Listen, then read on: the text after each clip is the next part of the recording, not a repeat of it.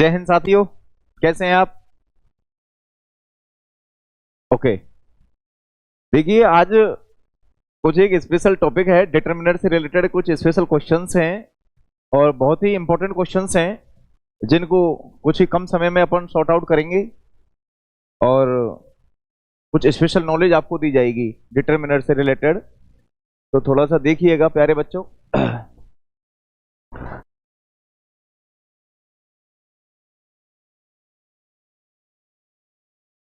For your information, this is exam bank exam prep and all the preparation are being conducted on this platform by a special and experienced teacher faculties from this platform. That's name Bank exam prep, right?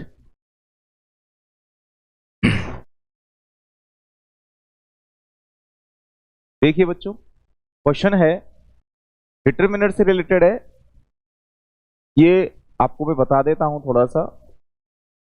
Determiner, actual में determiner जो होता है ये किसी noun से पहले आएगा हमेशा, कभी भी नाउन के बाद नहीं जाएगा।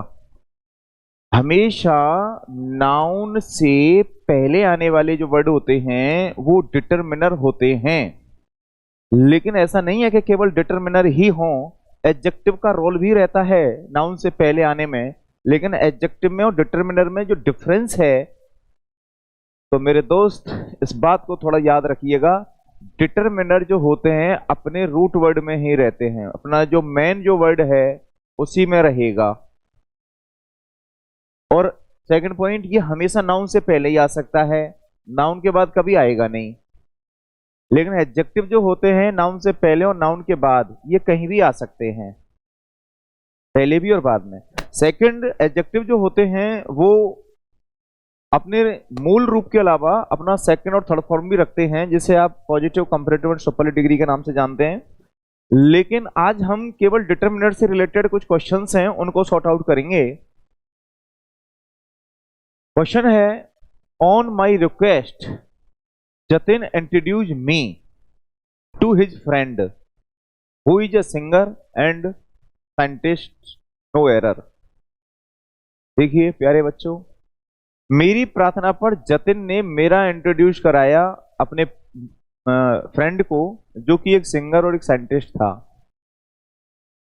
समझते हैं क्वेश्चंस की पूरा structures. On my request, my determiner में आता है, पजेसिव डिटरमिनर होता है प्यारे बच्चों। ये जो डिटरमिनर होते हैं अपने आगे नाउन लेते हैं। यदि किसी कारण से वर्ब आ जाती है तो वो हमेशा जीरन वाले फॉर्म में ही रह सकती है, तो ये भी याद रखना। एंड आगे देखते हैं, to his friend who is a singer and scientist. इसमें नो एरर है। देखिए, on my request Jatin introduce me. Introduce एक ऐसी वर्ब है जो अपने आगे ऑब्जेक्ट जरूर लेती है। अगर ऑब्जेक्ट नहीं आता है तो रिफ्लेक्सिव प्रोनाउन को आपको ऑब्जेक्ट बनाना पड़ता है। तो यहाँ ऑलरेडी आपको मिल रहा है मी, जो कि पहले से ही ऑब्जेक्ट है। ठीक है, ऐसे बहुत सारी वर्ब होती हैं जो अपने आगे ऑब्जेक्ट 100% लेती हैं। To his friend who is a singer and scientist, no error. इसमें किसी प्रकार का कोई एरर नहीं है, तो ऑप्शन नंबर ई हमारा करेक्ट होता है। Is that clear? Next, the photographer will give the reader far better notion of the structure than any verbal description. No error. तो प्यारे बच्चों, the photograph will give the reader, देखिए step by step चलते हैं। The photographer will give the reader, ये भी एक determiner है, ये एक डिटरमिनर है, और फार का आना ये डिटरमिनर है। फिर इधर डिटरमिनर का आना, ये 1 2 3 4 आपने देखा यहाँ पे द और ये फार। तो ये जो स्पेशल जो होता है, जैसे स्पेसिफिक नाउन होता है, उसके लिए आर्टिकल द की एंट्री होती है, ये आप जानते ही हैं। The photographer will give the reader, okay. Photographer है वो रीडर को देगा कहीं अधिक अच्छा विचार देगा स्ट्रक्चर्स के बारे में। तो आप देखना comparative degree better. Comparative degree को जब भी क्वालिफाई किया जाता है तो वो या तो मच के जरिए से किया जा सकता है प्यारे बच्चों, MUCH, या ये जो फार जो वर्ड है ये रॉन्ग है, इसके लिए होता है अफार। अफार, तो अब अफार वाला वर्ड अगर आता है तो करेक्ट है, अदरवाइज एरर बनता है आपके फार शब्द पे, क्योंकि आर्टिकल आ की एंट्री होती है। अफार का मतलब है कहीं अधिक, ठीक है, कहीं। तो a far better notion of the structure than any verbal description, किसी भी वर्बल डिस्क्रिप्शन की अपेक्षाकृत स्ट्रक्चर के नोशन को कहीं अधिक अच्छे तरीके से फोटोग्राफर ये रीडर को प्रोवाइड करेगा। तो this is error and section B. I think you understood better, okay. And next, I live on a top floor of an old house. When the wind blow, all the windows rattle. No error. तो ध्यान से समझिएगा, question बहुत अच्छा है।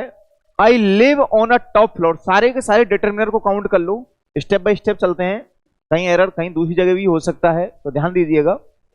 Subject I के साथ live का आना, okay. On a top floor, ये एक डिटरमिनर है प्यारे बच्चों, okay. An old house determiner है। द विंड ब्लोज डिटरमिनर है, द वाला word determiner. All the window, तो इसका कंसेप्ट समझ लो थोड़ा सा प्यारे बच्चों। ये जो ऑफ होता है, ऑफ के आगे इस साइड में नाउन का आना और एक इस साइड में नाउन का आना, तो ऑफ से जब इस तरीके का कॉम्बिनेशन बनता है, दो नाउन होते हैं लेफ्ट एंड राइट में, तो ऑफ से पहले जो नाउन होता है, यदि ये नाउन कॉमन वाला नाउन आता है, कैसा नाउन आता है, कॉमन वाला नाउन आता है, तो इस नाउन से पहले आर्टिकल आता है एक द, जो कि डिटरमिनर का ग्रुप ए वाला पार्ट होता है, द। इस नाउन से पहले आर्टिकल द की एंट्री 101% होती है। लेकिन बात करते हैं इस नाउन के लिए। इस नाउन के लिए अगर ये नाउन स्पेशल है, स्पेशल दिया गया है, तो द आएगा, otherwise not compulsory, otherwise not compulsory. लेकिन ऑफ से पहले जो कॉमन नाउन है उसके लिए 100% द आता है। इस बात को आप गांठ बांध के रख लेना, ठीक है। तो I live on a top floor of an old house, किसी पुराने घर के टॉप फ्लोर पर, किसी पुराने घर के टॉप फ्लोर पर मैं रहता हूं। When the wind blows, और जब हवा चलती है, जब हवा चलती है, ऑल द विंडोज रेटल, सारी की सारी खिड़कियां खड़खड़ाती हैं, okay. When the wind blows, तो देखिए the wind singular noun singular verb, okay. All the windows rattle, तो सारी की सारी जो विंडोज हैं plural noun plural verb, rattle मतलब खड़खड़ाना, ये सब कुछ ठीक आ रहा है। लेकिन प्यारे बच्चों अभी हमने एक बात समझी कि ऑफ, ऑफ के बाद और ऑफ से पहले, तो देखना होगा कोई स्पेशल कोई चीज है तो इधर दा आ सकता है, अदरवाइज नॉट कंपलसरी। लेकिन ऑफ से पहले जो नाउन दे रखा होता है, टॉप फ्लोर आ रहा है, तो टॉप फ्लोर से पहले आर्टिकल आ जो आ रहा है, this is wrong, this is wrong. इस जगह पे आपको दा वाला वर्ड यूज करना है। Is that clear? Okay, next question की तरफ movement. It is difficult to assume, ये मानना बड़ा कठिन है, that increase in the number of health institutions would automatically enhance utilisation of health services. Okay, तो देखिए इट के आगे इज का आना, okay. It is difficult to assume, difficult to assume that. अब यहां से ये कनेक्टर होगा, कनेक्टर के आगे चलते हैं, एक एक जो स्टेप दे रखे हैं उसके अकॉर्डिंग अपन को एरर डिटेक्ट करना होता है ना। इंक्रीज, अरे ये तो पहले ही मिल गया। इंक्रीज, इनक्रीज, ये हम सभी जानते हैं कि कोई भी नाउन होता है और उसकी स्टार्टिंग अगर वाउल साउंड से होती है तो उससे पहले, मेरे दोस्त एक ही बात याद रखना, in this condition you can use only an article. क्या आएगा प्यारे बच्चों? An article. ठीक है, तो it is difficult to assume that an increase in the number of health institution. Okay, देखिए एक बात और समझ लो, द नंबर ऑफ के बाद नाउन हमेशा प्लूरल आता है। द नंबर ऑफ के आगे नाउन हमेशा प्लूरल आता है, अ नंबर ऑफ के आगे भी नाउन हमेशा प्लूरल आता है, लेकिन अंतर थोड़ा सा हो जाता है। द नंबर ऑफ के आगे एक नाउन प्लूरल आता है तो वो वर्ब सिंगुलर ले लेता है अगर वो सब्जेक्टिव केस में आ रहा है, अ नंबर ऑफ आता है तो फिर सब्जेक्टिव केस में आने पर वो वर्ब सिंगुलर लेता है। जैसे आप सभी जानते हैं, द नंबर ऑफ स्टूडेंट्स। अब आप एनालिसिस कर लेना, एज या आर, ये एक स्पेशल बात बताई जा रही है। एक होता है अ नंबर ऑफ स्टूडेंट्स, ऑप्शन यही है। तो थोड़ा सा समझिएगा, यदि ये सब्जेक्टिव केस में आता है इस तरीके से तो वर्ब का कॉम्बिनेशन जब बनेगा तो वहां पर सब्जेक्ट वर्ब एग्रीमेंट के रूल बन जाते हैं। अगर ऐसा नहीं आ रहा है और ये बीच में आ रहा है तो इतना तो आप याद रख ही सकते हैं, द नंबर ऑफ के आगे noun plural, a number of के आगे भी नाउन प्लूरल रहता है। तो जैसे इस क्वेश्चन में आ रहा है the number of health institutions, ये बिल्कुल करेक्ट फ्रेज है, लेकिन इससे पहले जो वर्ड आ रहा है इंक्रीज, वृद्धि, तो इस वृद्धि से पहले, इंक्रीज से पहले आपका राइट आंसर यहां पे आ ना होकर एन वाला आर्टिकल हमारा एंट्री करेगा। Is that clear? Okay, next question की तरफ मूवमेंट करते हैं प्यारे बच्चों। It took me almost hour to fill the application form. कितना प्यारा सेंटेंस आया है, जरा आप खुद ही एनालिसिस कर लें तो मैं समझूंगा आप कुछ सीख रहे हैं। It took me almost a hour, मुझे लगभग 1 घंटा लग गया एप्लीकेशन फॉर्म को भरने में। It took me almost a hour, तो ये आप जानते हैं किसी भी नाउन की एंट्री यदि वाउल साउंड से होती है, ध्यान रखना, ध्यान रखना प्यारे बच्चों, वाउल, वाउल जो साउंड होना चाहिए ना कि लेटर। वाउल साउंड का इफेक्ट कंसोनेंट साउंड का इफेक्ट पड़ता है। तो हमें पता है आवर जो शब्द है, ऐसे आवर ऐसे बोलते हैं आवर, तो इस जगह पे प्यारे बच्चों आ वाला जो वर्ड है दिस इज रॉन्ग, इस जगह पे आता है एन आर। एन आर बोल सकते हैं इसे आप, an hour. Okay, an hour. It took me almost an hour to fill application form. Yes, next question. Asian culture will sooner or later become international norm for entertainment industry। तो देखते हैं step by step. Subject है प्यारे बच्चों Asian culture, will, अब यहां पे sooner or letter आ रहा है, इसका मतलब है देर सवेर, देर सवेर। एशियन कल्चर जो है विल के साथ एमबी का फर्स्ट फॉर्म आना बिल्कुल ठीक है, become. Asian culture will sooner or later become international norm. तो स्टूडेंट, इंटरनेशनल नॉर्म, अंतरराष्ट्रीय कोई नियम बन जाएगा। एशियन कल्चर को बताया जा रहा है, एशियन कल्चर जो है देर सवेर एक इंटरनेशनल नॉर्म बन जाएगा फॉर एंटरटेनमेंट इंडस्ट्री, एक एंटरटेनमेंट इंडस्ट्री के लिए। तो इंटरनेशनल नॉर्म का बनना, यहां पे आप देख रहे हैं कि एशियन कल्चर ये सिंगुलर स्टाइल में आ रहा है और यही बताया जा रहा है एशियन कल्चर जो है इंटरनेशनल नॉर्म बन जाएगा। तो जब सब्जेक्ट आपका सिंगुलर स्टाइल में है तो यहां पे इसका कॉम्प्लीमेंट भी सिंगुलर स्टाइल में ही रहेगा। तो यहां पे आएगा प्यारे बच्चों एन, क्या आएगा? An, an international norm. Is that clear? दोनों क्वेश्चन समझ में आ गए? आवर से पहले एन की एंट्री हो रही है और इंटरनेशनल नॉर्म से पहले भी एन की एंट्री हो रही है, राइट? चलो नेक्स्ट क्वेश्चन की तरफ। The audit committee of the board, ये सब्जेक्टिव केस में आ गया। The audit committee of the board, ये सब्जेक्ट है, हैज बीन कॉन्स्टिट्यूटेड, बोर्ड की ऑडिट कमेटी का गठन कर दिया गया है, कॉन्स्टिट्यूटेड कर दिया गया है। By the board of director, okay, board of director के द्वारा, ठीक। As per instructions, as per instruction of the Reserve Bank of India, अभी मैंने आपको एक बात समझाई थी कि ऑफ जब भी आता है, इधर भी कोई नाउन आता है और इधर भी कोई नाउन आता है, तो मैंने कहा था ये जो नाउन है कॉमन नाउन होता है और इस नाउन से पहले आर्टिकल द 100% आता है। मैंने एक बात और समझाई थी, इधर वाला जो नाउन है इसके लिए आर्टिकल द आ भी सकता है और नहीं भी।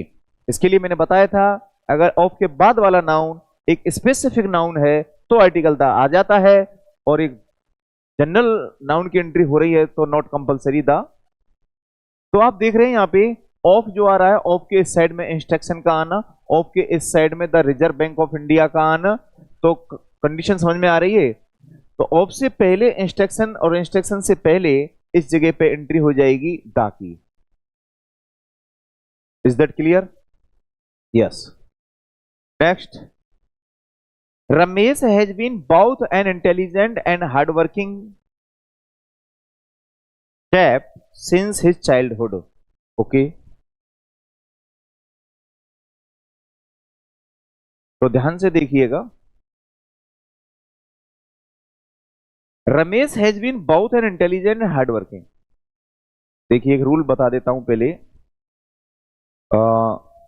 जब भी both एंड से दो नाउन कनेक्ट किए जाएं, दो एडजेक्टिव कनेक्ट किए जाएं, दो नाउन या दो एडजेक्टिव कनेक्ट किए जाएं, तो जो रूल इस पे चल रहा है वही रूल इस पे चलेगा। अर्थात यदि इस नाउन प्रोनाउन से पहले या इस एडजेक्टिव से पहले कोई आर्टिकल आ रहा है तो दूसरे से पहले भी आएगा। इस नाउन प्रोनाउन से या एडजेक्टिव से पहले कोई प्रपोजिशन आ रहा है तो उधर वाले नाउन या एडजेक्टिव से पहले भी प्रपोजिशन आएगा। मतलब बाउथ एंड के साथ रहेगा ये। जनरली अगर दो एडजेक्टिव किसी विदाउट बाउथ एंड के विशेषता बताते हैं, एक एडजेक्टिव इधर आ जाता है एंड लगा के, फिर एक एडजेक्टिव इधर आ जाता है, फिर यहाँ नाउन आता है, तो इस कंडीशन में आपको थोड़ा याद रखना है कि फर्स्ट नाउन से पहले ही आप आर्टिकल यानी डिटरमिनर की एंट्री दे सकते हैं और इस एडजेक्टिव से पहले नहीं देंगे, इस एडजेक्टिव से आप पहले दे सकते हैं। वो केवल एंड के कंसेप्ट में चलेगा, दो एडजेक्टिव एक ही नाउन को क्वालिफाई कर रहे होते हैं, ठीक। लेकिन बाउथ एंड की कंडीशन कुछ और होती है। बाउथ एंड की कंडीशन तो ये है कि जो इस साइड में जो रूल्स है वो इस साइड में भी रूल्स फॉलो होता है। तो ध्यान दीजिएगा, Ramesh has been both an intelligent and hard working chap since his childhood. Ramesh अपने बचपन से ही एक इंटेलिजेंट और एक कठोर परिश्रमी रहा है, ठीक है। तो देखते जाएं। देखिए आपको एक बात और समझा देता हूं, थोड़ा सा समझने की कोशिश करिएगा।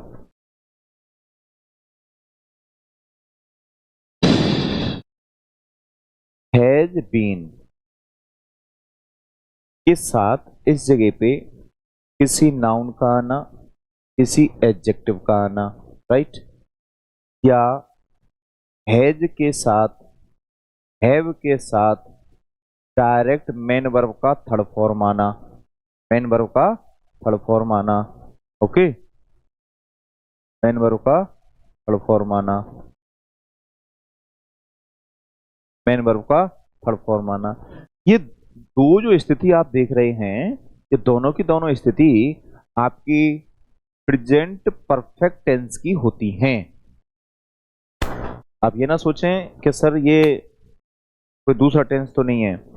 एक्चुअल में ये परफेक्ट कंटिन्यूस नहीं है, ये प्रेजेंट परफेक्ट के अंदर है। Ramesh has been both an intelligent and hard working.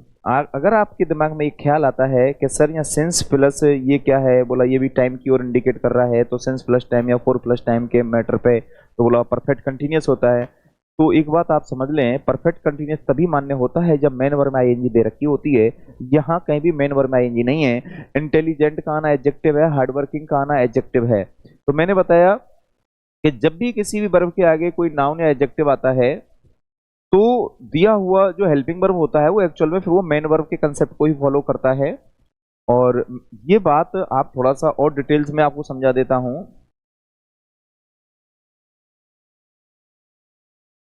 देखिए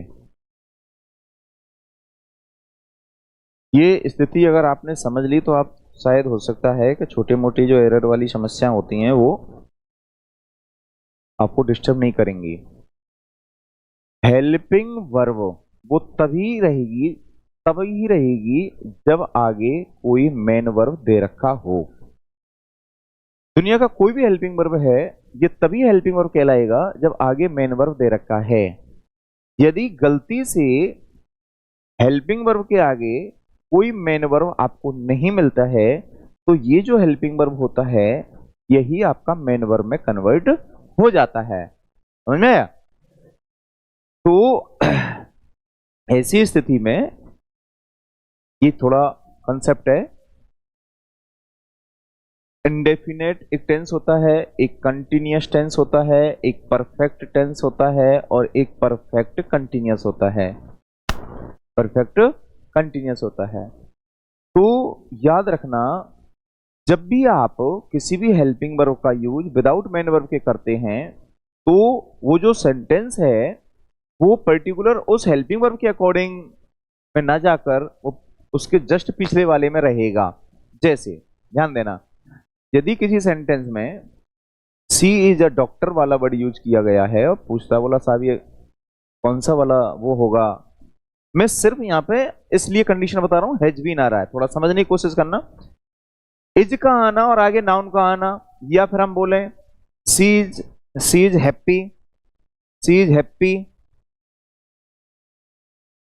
इस तरीके से आना, तो ये इज का आना तो प्यारे बच्चों ये मेन वर्ब है और टेंस जो है आपका प्रेजेंट इंडेफिनिट में काउंट होता है, प्रेजेंट इंडेफिनिट के अंदर। ओके, इसी तरीके से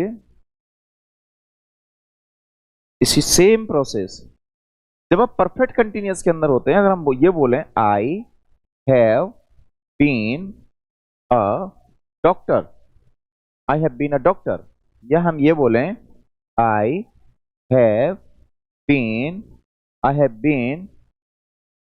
सिक, मैं परेशान रह चुका हूं, मैं डॉक्टर रह चुका हूं। इस तरीके से जो आप वर्ब देख रहे हैं, जो आगे कोई भी मेन वर्ब नहीं ले रही है, हैव बीन भी आगे कोई मेन वर्ब नहीं ले रही है, तो ये जो हैव बीन होता है या आई मीन कोई भी हेल्पिंग वर्ब होता है, आगे किसी नाउन या एडजेक्टिव का आना आपको मिलता है, तो इन दिस कंडीशन आप इसे परफेक्ट कंटिन्यूअस नहीं कह सकते। ये जो सेंटेंस होते हैं जस्ट उससे पिछला वाला, जैसे अभी आपने सोचा, अभी आपने देखा एचएमआर जो आ रहा था वो हमने इंडेफिनिट में रखा और हैव बीन का आना इसे अपन परफेक्ट के अंदर इंक्लूड करते हैं। ठीक, तो इसलिए यहाँ पे जो आ रहा है हैज बीन, ये बिल्कुल सही है और ये परफेक्ट के अंदर है, ना कि परफेक्ट कंटिन्यूअस के अंदर। एरर जो है आपका इस सेंटेंस के अंदर, मैंने बताया बोथ एंड से जब भी दो एडजेक्टिव दो नाउन कनेक्ट होते हैं, तो पहले वाले एडजेक्टिव के साथ में जो कंडीशन लागू की जा रही है, जैसे एन इंटेलिजेंट आ रहा है, तो दूसरे वाले एडजेक्टिव से पहले भी आपको कुछ ना कुछ डिटरमिनर देना पड़ता है। तो यहाँ पे आएगा a hard working, N intelligent and a hard working step since his childhood. इस तरीके से इस आंसर को आप सॉर्ट आउट कर सकते हैं इस क्वेश्चन को। तो आई think you understood better. Both and कि दोनों साइड में जो एडजेक्टिव हैं तो सेम कंडीशंस को फॉलो करते हैं। यहां जैसे डिटरमिनर आ रहा है तो यहां भी आपको डिटरमिनर देना पड़ेगा, वो आप साउंड के अकॉर्डिंग देख लेंगे कि कौन सा वाला डिटरमिनर रहेगा। ओके, हार्ड वर्किंग है तो आ लेगा और इधर इंटेलिजेंट है तो एन लेगा। Is that clear? ओके प्यारे बच्चों, next, she always remember to switch off all the lights and fans before leaving a room. देखिए स्टेप बाय स्टेप चलते हैं। ए ब्लॉक के अंदर क्या दे रखा है? सी ऑलवेज रिमेंबर, वह हमेशा याद रखती है। ऑलवेज का आना प्रेजेंट इंडेफिनिट की ओर इंडिकेट कर रहा है। सी सिंगुलर सब्जेक्ट है तो वर्ब भी सिंगुलर आ रहा है, remembers. Okay, to switch off all the lights and fans, सारी लाइट्स और फैंस को स्विच ऑफ करना वो याद रखती है। ठीक, बिफोर लिविंग अ रूम, देखो बिफोर लिविंग, इसमें जो भी रूल्स रेगुलेशन लागू हो रहे हैं स्टेप बाय स्टेप सबको समझा देता हूं। रिमेंबर्स एक ऐसी वर्ब है, रिमेंबर, रिग्रेट और फॉरगेट। तो मेरे दोस्त ये तीन वर्ड याद रखना, रिमेंबर, रिग्रेट, फॉरगेट। ये तीन वर्ब ऐसी हैं जो अपने आगे या तो वो जीरंड ले सकती हैं, यानी मेन वर्ब में आईएनजी, का मतलब क्या है, मेन वर्ब में आईएनजी, या फिर वो इन्फिनेटिव ले सकती हैं, इन्फिनेटिव यानी 2 + MB का फर्स्ट फॉर्म। दोनों ही ऑप्शंस होते हैं, लेकिन डिटेल्स नॉलेज आपको इन्फिनेटिव के और जीरेंड के टॉपिक में मिलेगा। आप इतना समझ जाओ, she always remembers to switch off, यहां पे टू स्विच ऑफ का आना okay. All the lights and fan, all की वजह से ये plural, the lights and fans बिल्कुल ठीक है। बिफोर लिविंग, बिफोर एक प्रपोजिशन होता है और अपने आगे अगर कोई वर्ब लेता है तो वो जीरेंड वाले कंसेप्ट में ही चलता है, तो लिविंग बिल्कुल ओके। लेकिन अ रूम्स का आना, प्यारे बच्चों यही यही एरर है, अ रूम्स नहीं आएगा। द रूम आप कर सकते हैं, द रूम, यानी कि कमरे को छोड़ने से पहले वो सारी लाइट्स और फैंस है वो स्विच ऑफ करना हमेशा याद रखती है। इस तरीके से आपका आंसर बनता है, अ रूम्स वाला एरर है, द रूम हमारा राइट आंसर होता है। Is that clear? Next question है, this is the only one of his poems that is worth reading. This is the only one of his poems that is worth reading. ये उसकी कविताओं में से एक मात्र कविता है जो कि वर्थ रीडिंग है, पढ़ने योग्य है। अब इन दिस कंडीशन, अब आप सोच लो कि गड़बड़ कहां हो रही है सेंटेंस के अंदर। देखो, ये हम सभी जानते हैं, only, opposite, front, beginning and, ये कुछ स्पेशल वर्ड हैं, only, opposite, front, beginning and. ये जनरली अपने से पहले आर्टिकल डाल लेते हैं, नो डाउट। जैसे इसमें आ रहा है, this is the only one of his points that is worth reading. Okay, इस पूरे सेंटेंस को पढ़ लो प्यारे तरीके से, this is the only one of his poems, यह है उसकी कविताओं में से एक मात्र कविता है, दैट इज वर्थ रीडिंग, जो पढ़ने योग्य है। ओके, इसका आना ठीक है, ओनली वन की वजह से यहां पे इसका आना बिल्कुल करेक्ट है।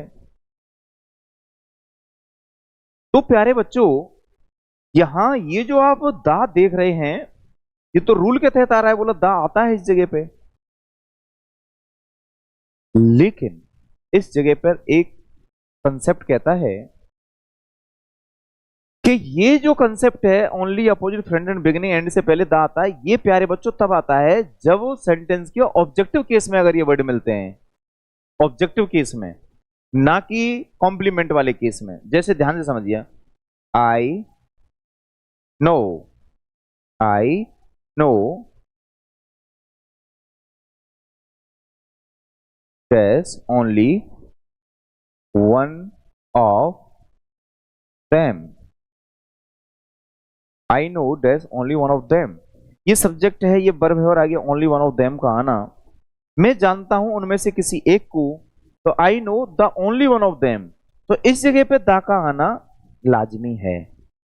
ऑब्जेक्टिव केस में अगर only, opposite, front end beginning and जैसे मैटर बनता है, तो आप दा वाला वर्ड 100% यूज कर सकते हैं, लेकिन कॉम्प्लीमेंट केस में दा की एंट्री होना ये कॉम्प्लीमेंट कहलाता है। ओके, जैसे दिस इज द ओनली, तो यहाँ पे जो आ रहा है दिस इज के आगे यहाँ पे डायरेक्ट दिस का और only one of his poems, ये पूरा की पूरा ये कॉम्प्लीमेंट बन रहा है, तो यहाँ पे दा की जो एंट्री है वो इनवैलिड होती है। यहाँ पे this is only one of his poems हमारा राइट आंसर होता है, और दा जो है प्यारे बच्चों वो हटेगा यहाँ से।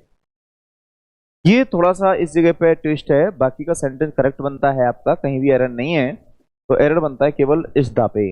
This is only one of his poems वाला हमारा आंसर बनेगा, और ये दा आपको डिलीट करना पड़ रहा है। Okay, next question, a milk can provide protein for a nutritionally balanced diet. A milk can provide protein, milk protein को प्रोवाइड करता है, अ न्यूट्रिशनली बैलेंस्ड डाइट, एक न्यूट्रिशनली बैलेंस्ड डाइट के लिए, बैलेंस्ड डाइट के लिए, संतुलित आहार के लिए तो हम सभी जानते हैं मिल्क एक अनकाउंटेबल नाउन है।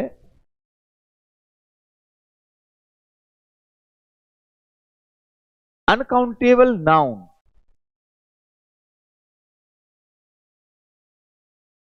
अनकाउंटेबल नाउन, पहला point. Second, plural noun, uncountable noun और प्लूरल नाउन, ये दो बातें, अनकाउंटेबल नाउन और प्लूरल नाउन। इससे पहले कभी भी प्यारे बच्चों आप इस जगह पे आ और एन की एंट्री नहीं करा सकते। अनकाउंटेबल नाउन जो होते हैं अपने से पहले आई एन नहीं ले सकते, एंड प्लूरल नाउन जो होते हैं आई एन नहीं ले सकते। देखो आई एन तो ये काउंटेबल नाउन लेगा और वो भी सिंगुलर वाली स्थिति में, ये एक इंपॉर्टेंट पॉइंट है। सिंगुलर नाउन होना चाहिए, लेकिन सिंगुलर नाउन जो होना चाहिए वो काउंटेबल होना चाहिए, ये भी एक फैक्ट है। क्योंकि सिंगुलर नाउन तो आपके अनकाउंटेबल जो होते हैं वो भी सिंगुलर ही तो होते हैं ना, लेकिन उससे पहले ए एन नहीं आ सकता। इसके पीछे रीजन क्या है कि ए और एन जो है ये केवल और केवल एक को बताता है, और एक वो भी एक काउंटेबल स्थिति में ही लिया जा सकता है। अनकाउंटेबल स्थिति में ए एन की एंट्री इनवैलिड की जाती है प्यारे बच्चों। तो इन दिस कंडीशन अनकाउंटेबल नाउन से पहले आप दा वाला वर्ड यूज कर सकते हैं, नो डाउट चल जाएगा। प्लूरल नाउन से पहले तो आप प्लूरल नाउन से पहले आप दा वाला वर्ड यूज कर सकते हैं, बहुत अच्छे तरीके से चलेगा। लेकिन आ और एन जो है ये नहीं चल सकता, किसी भी स्थिति में नहीं चल सकता। ठीक, अब मिल्क का आना इस जगह पे अपने आप में एक एरर बनता है। अब मिल्क कैन प्रोवाइड प्रोटीन, तो दिस इज रॉन्ग। केवल बोल सकते हैं milk can provide protein for a nutritional balance diet. समझ में आ रहा है ना? ओके, नेक्स्ट क्वेश्चन की तरफ आगे बढ़ते हैं।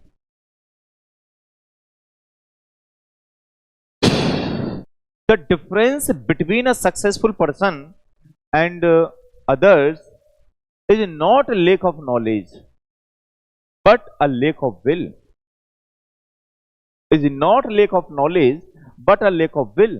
देखिए स्टेप बाय स्टेप, द आपके पास सब्जेक्ट क्या है, ये है द डिफरेंस, किस चीज का अंतर, बोला सक्सेसफुल पर्सन और अन्य लोगों के बीच में।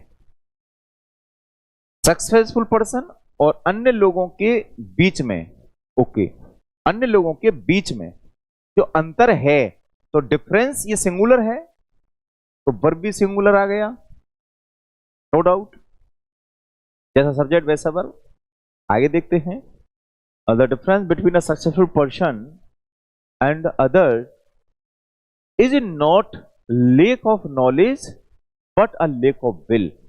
ना केवल ज्ञान की कमी होता है बल्कि इच्छा शक्ति की भी कमी होती है। तो सक्सेसफुल पर्सन और अदर्स लोगों के बीच में जो डिफरेंस है वो प्यारे स्टूडेंट, वो ना केवल लेक ऑफ नॉलेज होता है बल्कि लेक ऑफ विल भी होता है। तो आप देख रहे हैं लेक ऑफ, और इधर भी आप देख रहे हैं a lack of will.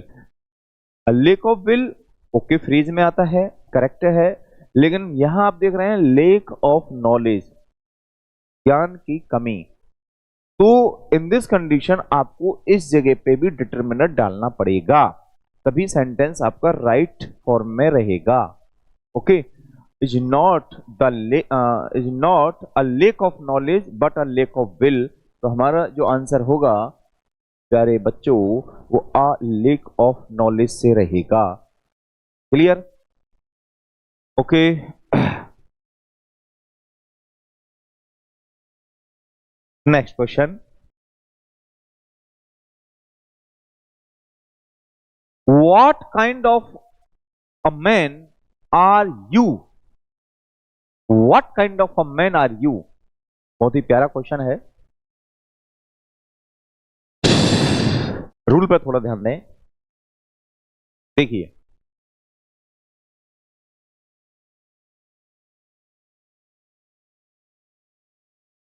Kind of, short of, type of के बाद कोई नाउन आएगा, ठीक है?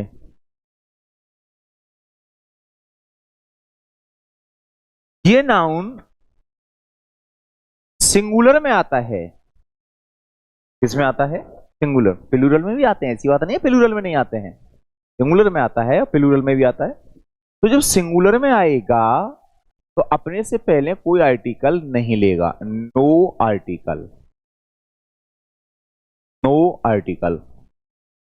लेकिन जब without kind of sort of type of की चलता है, एक बात तो ये याद रखनी है, दूसरी बात आपको ये भी याद रखनी होनी है कि एक होता है सच आ, एक होता है व्हाट आ। सच और व्हाट आ के आगे जब नाउन आता है तो वो नाउन हमेशा सिंगुलर में ही आएगा, और सिंगुलर में आएगा तो अपने से पहले आ और एन में से कोई एक वर्ड ले लेता है। सच आ या such an plus noun, what a what an plus noun. जैसे such a girl, such a girl, what an idea, such a girl what an idea. जैसे सेंटेंस में पूरा लिख सकते हैं आप, I don't such a girl, sentence correct है। What an idea ये अपने आप में कंप्लीट सेंटेंस है, व्हाट एन आइडिया। इस तरीके से व्हाट सच के आगे आ और एन की एंट्री आप करेंगे सिंगुलर काउंटेबल नाउन आने पर। But kind of sort of और टाइप ऑफ के बाद, काइंड ऑफ सॉर्ट ऑफ और टाइप ऑफ के बाद नाउन सिंगुलर आता है तो प्यारे बच्चों एक ही बात याद रखनी है इस जगह पे, जब भी काइंड ऑफ सॉर्ट ऑफ के बाद जब भी कोई नाउन आता है सिंगुलर कंडीशन में चल रहा होता है तो आपको नो आर्टिकल देना है, किसी भी प्रकार का कोई आर्टिकल नहीं लगेगा। तो what kind of man are you, ये हमारा राइट आंसर होगा। What kind of man are you, आप किस प्रकार के व्यक्ति हैं, मैं नहीं समझ पा रहा हूं, ये मीनिंग है। What kind of man you are, what kind of girl you are, like this way. Okay, what kind of man, what kind of book, किस प्रकार की बुक है, what kind of building, what kind of room. Okay, इस तरीके से। तो यहां पे आ जो आ रहा है ये रॉन्ग प्रोसेस होगा, तो एरर बनता है प्यारे बच्चों आपके बी वाले पार्ट के अंदर। Is that clear? समझ में आ रहा है? गुड। नेक्स्ट क्वेश्चन है travelling by the air, travelling by the air, मैं थोड़ा इसे डिलीट कर देता हूं।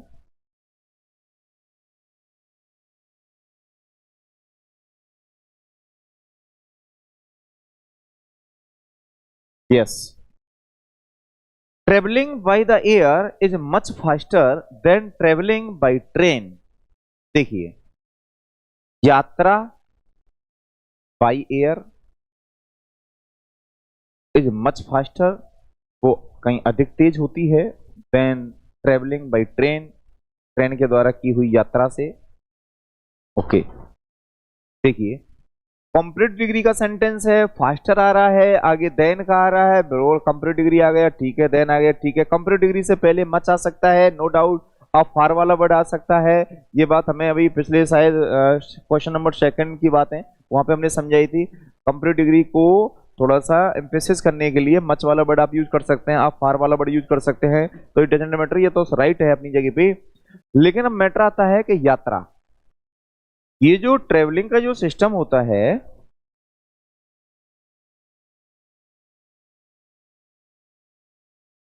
ट्रेवलिंग आप किससे कर रहे हैं?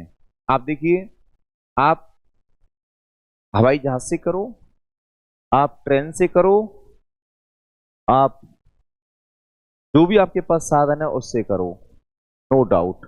एयर से करो, ट्रेन से करो, कार से करो, अपनी बाइक से करो, जिस किसी से भी आपको ट्रेवलिंग करनी है करो, कोई प्रॉब्लम नहीं है। लेकिन जनरल सेंस में जब भी आप बाइक के साथ कोई भी साधन यूज करते हैं तो इस साधन यानी कि व्हीकल से पहले आपको किसी भी प्रकार के कोई आर्टिकल की आवश्यकता नहीं है। ये थोड़ा सा इंपॉर्टेंट है। अगर बाई वाला वर्ड नहीं आता है, बाई वाला वर्ड नहीं आता है तो आप दा वाला वर्ड यूज करेंगे, और ऐसी स्थिति में यहां पे इन आ सकता है। ट्रेवलिंग इन द ट्रेन, जैसे बोला सी केम हेयर इन जैस ट्रेन। अगर इस तरीके से इन आ रहा है, मतलब प्रपोजिशन इन आता है, तो आपको आर्टिकल द वाला वर्ड यूज करना है प्यारे बच्चों। और अगर बाई आता है तो नॉट कंपलसरी, और इसको आप एरर में इंक्लूड करेंगे। ठीक। Travelling by air, travelling by train, travelling train है ये, travelling by train, travelling by car, travelling by bike, like this wait. इसी तरीके से ये जो सेंटेंस है, ट्रेवलिंग बाय द एयर का आना, ये एक एरर कंसेप्ट में चल रहा है। ट्रेवलिंग बाय एयर बोला जा सकता है, ना कि बाय द एयर। ओके, जिस तरीके से यहाँ बोल रहा है बाय ट्रेन, बिल्कुल करेक्ट है, तो बाय द एयर का आना ये रॉन्ग है, यहाँ पे आएगा bye air. Is that clear? Okay, चलो समझ में आ रहा है आपके। Next question, my father is in bad mood today. मेरे पापा का आज मूड ऑफ है, मेरे पापा आज मूड से मतलब ठीक नहीं है। आई मीन वो नाराज हो सकते हैं, उनका नेचर कुछ ऐसा ही है आज, तो आज उनसे आप थोड़ा बच के रहना। तो my father bad mood today. Okay, in bad mood, ये हमारा इंग्लिश का कोई फ्रेज नहीं है। आपको यूज करना चाहिए in the bad mood. My father is in the bad mood, is in the bad mood, मतलब डिटरमिनर आएगा इस जगह पे। My father is in a bad mood बोल सकते हैं, द बैड मूड बोल सकते हैं, बट यहाँ पे आपने देखा कोई भी डिटरमिनर नहीं आ रहा है, कोई आर्टिकल नहीं आ रहा है, तो आर्टिकल आना चाहिए कंप्लीट फ्रेज राइट बनाने के लिए। My father is in a bad mood, आप आ वाला वर्ड यूज करेंगे और दा वाला भी यूज कर सकते हैं। वो कॉन्टेक्स्ट पे डिपेंड करेगा कि सेंटेंस किस तरीके की डिमांड कर रहा है। कोई स्पेशल आगे भी कोई मैटर बनता है तो आप दा वाला वर्ड यूज कर सकते हैं, अदरवाइज आ हमारा एकदम ओके रहता है। My father is in a bad mood, तो हमारा राइट आंसर होता है my father is in a bad mood today. आज मेरे पापा अच्छे मूड में नहीं है, अच्छा स्वभाव नहीं है। इस तरीके से हम इस क्वेश्चंस को सॉर्ट आउट करते हैं। तो प्यारे बच्चों, हमारे क्वेश्चंस यही थे सफिशिएंट, और हमारी ये सीरीज अभी 2-1 दिन और कंटिन्यूस रहेगी। तो तब तक के लिए have a good day to all of you and नमस्कार। नेक्स्ट वीडियो में फिर मिलेंगे, और आशा करता हूं कि आपको वीडियो पसंद आई होगी, और इसे पसंद आई है तो शेयर कर देना, और पसंद नहीं आई है तो भैया मत करना। ठीक है, आप अपना उद्धार चाहते हैं तो अपना उद्धार करिए, और पब्लिक का भी उद्धार चाहते हैं, बोला अपने यार दोस्तों का भी कुछ हो जाए, तो आप शेयर करना ना भूलें, ऐसी मेरी इच्छा है। और इन्हीं शब्दों के साथ नमस्कार, राधे कृष्णा।